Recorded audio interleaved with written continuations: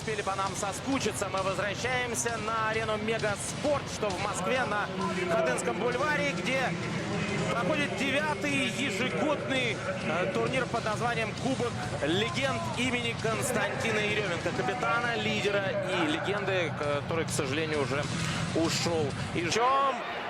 Карпин под левую ногу убрал, сбить сам не стал. Передача Широкову, но не подстроился. Падает мяч Роман. Удар Валерия Карпина. Мяч. Поле подвелось. Сейчас в этом эпизоде было видно, как мяч скакнул. Валерий Георгиевич все сделал хорошо.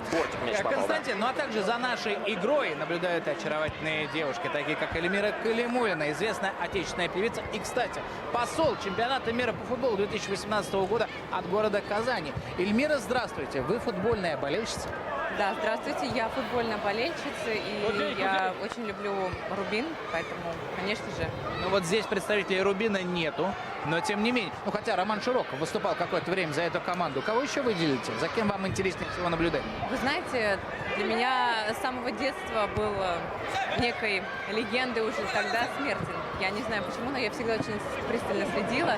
Мы с папой смотрели футбол, когда еще была маленькая, и вот он меня как бы приучал, и я любовь к футболу получила именно с самого детства.